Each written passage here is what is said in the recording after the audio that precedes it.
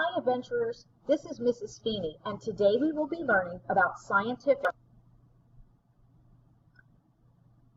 Hi adventurers, this is Mrs. Feeney, and today we will be learning about scientific graphing.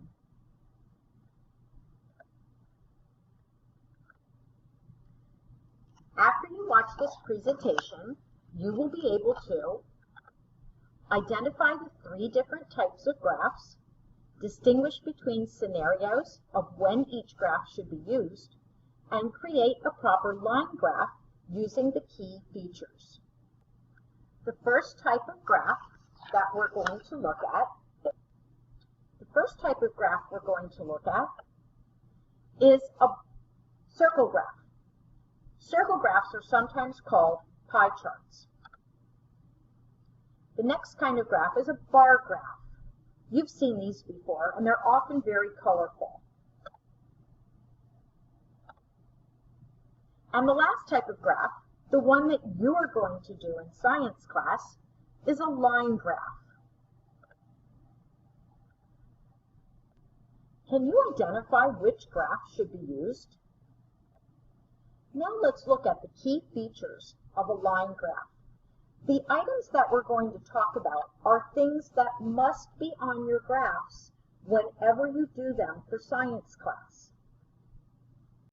Look carefully at this line graph that Jacob completed when he did a States of Matter lab in science class. Here's a graph of his results. The following slides are going to help us create a checklist for us to remember everything we need to include whenever we do a line graph. The most important thing about a line graph is that we have equal intervals on the x and y axes.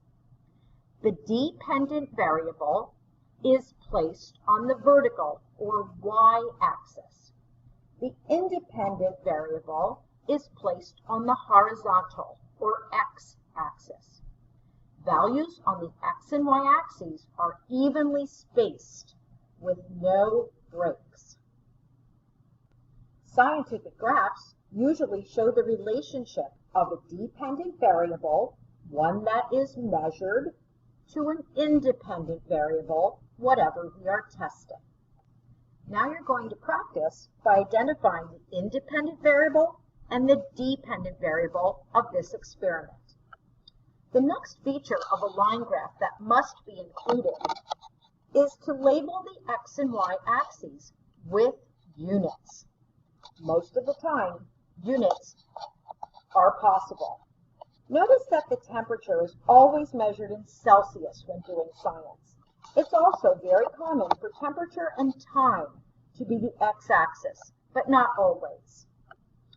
The next feature of the graph that we must include is remembering to plot our points and connect them using a straight line. You must use a ruler, no crooked lines.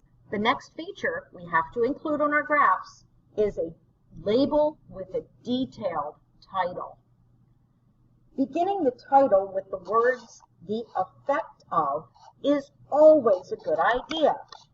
Do so whenever possible. Titles will never be just one word because the reader needs to know at a glance if the graph is something they want to read. We also plug in the independent variable and the dependent variable right in the title.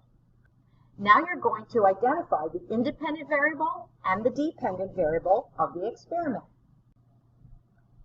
Please add these key features to your notes. I will be using this exact checklist to grade your graphs.